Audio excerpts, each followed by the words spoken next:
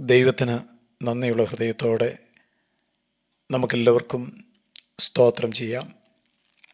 ഇത് യഹോവ ഉണ്ടാക്കിയ ദിവസം, ഇന്ന് നാം സന്തോഷിച്ച് ആനന്ദിക്കുക എന്ന വചനപ്രകാരം കർത്താവിൽ സന്തോഷിക്കുവാൻ നമുക്കെല്ലാവർക്കും ദൈവം ഇടയാക്കട്ടെ. ചില ആളുകളുടെ സന്തോഷം ഭൗതിക വസ്തുക്കളിലാണ്, എന്നാൽ യഥാർത്ഥ സന്തോഷം ക്രിസ്തുവിലാണ് എന്ന് തിരിച്ചറിയുക. ആവർത്തന പുസ്തകം 11-ാം അധ്യായം 12-ാം വചനം, ആണ്ടിൻ്റെ ആരംഭം മുതൽ അവസാനം വരെ നിന്റെ ദൈവമായ യഹോവയുടെ ദൃഷ്ടി എപ്പോഴും അതിന്മേൽ ഇരിക്കുന്നു. ഈ ആണ്ടിൻ്റെ അവസാനത്തെ ദിവസമാണ് ഇന്ന്.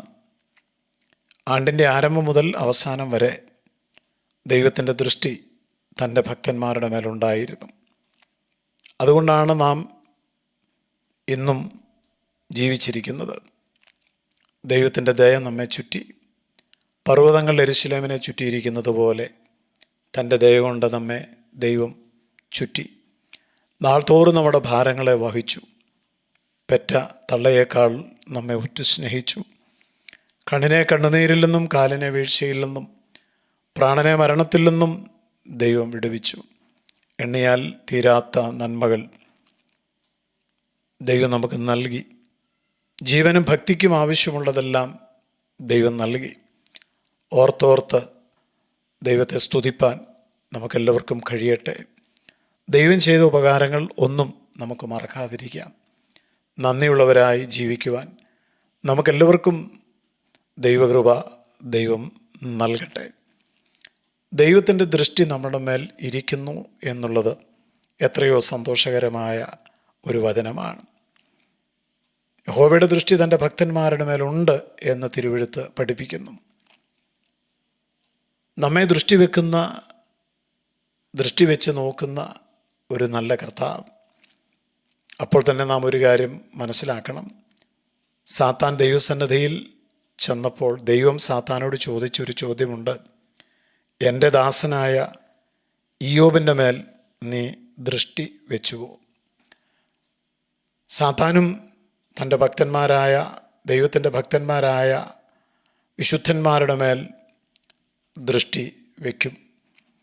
ദൈവം ദൃഷ്ടി വയ്ക്കുന്നത് അവരെ അനുഗ്രഹിച്ച് നടത്തുവാൻ വേണ്ടിയാണ്. എന്നാൽ സാത്താൻ ദൃഷ്ടി വെക്കുന്നത് തകർക്കുവാനാണ്, മുടിക്കുവാനാണ്.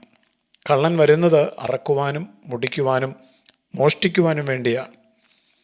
എന്നാൽ സാത്താൻ നമ്മുടെ മേൽ ദൃഷ്ടി വെച്ചുവെങ്കിലും ദൈവത്തിൻ്റെ ദൃഷ്ടി നമ്മുടെ മേൽ ഉണ്ടായിരുന്നത് കൊണ്ട് നാം ഭാഗ്യവാന്മാരായി സന്തോഷവാന്മാരായി ജീവിപ്പാൻ ഇടയാകും. നാൾതോറും നമ്മുടെ ഭാരങ്ങളെ ചുമക്കുന്ന നമ്മുടെ ദൈവം എല്ലാ നിമിഷവും നമ്മളെ കണ്ടുകൊണ്ടിരിക്കുന്നു എന്നുള്ളത് എത്ര സന്തോഷകരമാണ്. ഒരുപക്ഷെ നമ്മുടെ വേദനകൾ മറ്റുള്ളവർക്ക് മനസ്സിലാകുന്നില്ല എന്ന് നാം വിചാരിക്കുന്നുണ്ടാവും. നമ്മുടെ കുടുംബത്തിലുള്ള പലർക്കും നമ്മെ മനസ്സിലാക്കുവാൻ കഴിയാതെ പോയിട്ടുണ്ടാവും. നേരെ നോക്കി നിന്ന് ചിരിപ്പാൻ പോലും പലപ്പോഴും പലരും വിമുഖത കാണിച്ചപ്പോൾ ദൈവം നമ്മെ നിരീക്ഷിച്ചു കൊണ്ടിരുന്നു, നമ്മുടെ മേൽ ദൃഷ്ടി വെച്ചുകൊണ്ടിരുന്നു എന്നുള്ളത് എത്രയോ അനുഗ്രഹമാണ്. ഇന്നും നാം ചിന്തിക്കണം, നാം ഉറപ്പും ധൈര്യവും ഉള്ളവരാകണം. എൻ്റെ മേലും എൻ്റെ തലമുറകളുടെ മേലും എനിക്കുള്ള സകലത്തിൻ്റെ മേലും എൻ്റെ ദൈവം ദൃഷ്ടി വെച്ച് എന്നെ നടത്തുന്നു. ഞാൻ നിൻ്റെ മേൽ ദൃഷ്ടി വെച്ച് നിനക്ക് ആലോചന പറഞ്ഞു തരും എന്ന് തിരുവെഴുത്തിലുണ്ട്. ദൈവം നമ്മുടെ മേൽ ദൃഷ്ടി വെച്ച് നമ്മെ ഇഷ്ടമായിട്ട് നോക്കുന്നത് നമുക്ക് തൻ്റെ ആലോചന പറഞ്ഞു തരുവാൻ വേണ്ടിയാണ്. ദൈവത്തിൻ്റെ കണ്ണ് നമ്മെ കാണുന്നു, ദൈവം നമ്മെ അറിയുന്നു എന്നുള്ളത് നമ്മെ തീർച്ചയായും സന്തോഷഭരിതരാക്കണം. ഈ ഒരു വർഷം മുഴുവൻ ദൈവം നമ്മെ പരിപാലിച്ചു. നമുക്ക് നന്ദി പറയാം. നമ്മെ തുടർന്നും ദൈവത്തിന് നടത്തുവാനായിട്ട് കഴിയും. നാം വിചാരിക്കുന്നത് പോലെ അത്ര എളുപ്പമായിരിക്കില്ല തുടർന്നുള്ള ദിവസങ്ങൾ. വല്ലാത്തൊരു ലോകത്താണ് നാം ജീവിക്കുന്നത്.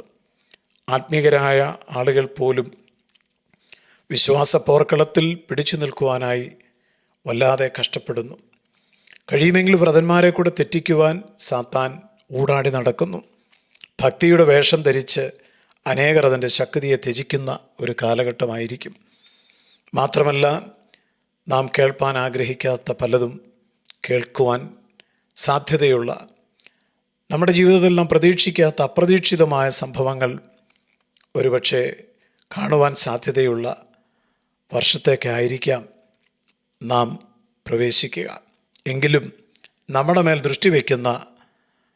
ദൃഷ്ടി വെച്ച് ആലോചന പറഞ്ഞു തരുന്ന ഒരു ദൈവം നമുക്കുണ്ടെന്നുള്ള ഉറപ്പ് തീർച്ചയായും നമ്മെ ധൈര്യപ്പെടുത്തും. ദൈവം നമ്മോട് കൂടെ ഇരിക്കും. ദൈവത്തിന് വേണ്ടി ജീവിക്കുവാൻ ഓരോ പ്രിയപ്പെട്ടവർക്കും കർത്താവ് കൃപ തരട്ടെ. നമ്മുടെ ആണ്ടുകളും കാലങ്ങളും ഒരിക്കലും പാഴായി പോകാതിരിക്കട്ടെ. സങ്കീർത്തനത്തിൽ നാം വായിക്കുന്നത് പോലെ, നീ ക്ലേശിപ്പിച്ച ദിവസങ്ങൾക്കും അനർത്ഥം അനുഭവിച്ച സംവത്സരങ്ങൾക്കും തക്കവണ്ണം ദൈവം നമ്മെ സന്തോഷിക്കട്ടെ.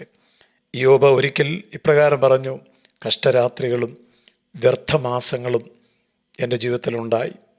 എന്നാൽ ദൈവം നമ്മെ ക്ലേശിപ്പിച്ച എല്ലാ സംവത്സരങ്ങൾക്കും അനർത്ഥം അനുഭവിച്ച ദിവസങ്ങൾക്കും തക്കവണ്ണം നമ്മെ സന്തോഷിപ്പിക്കുവാൻ നമുക്ക് പ്രാർത്ഥിക്കാം.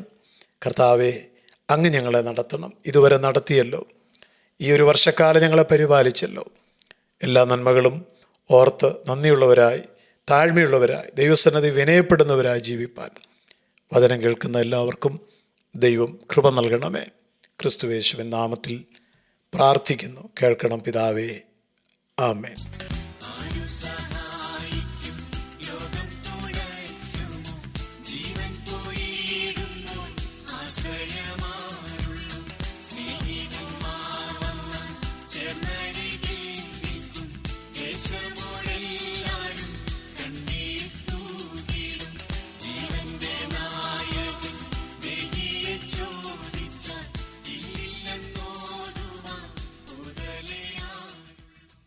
ദൈവത്തിന് നന്ദിയുള്ള ഹൃദയത്തോടെ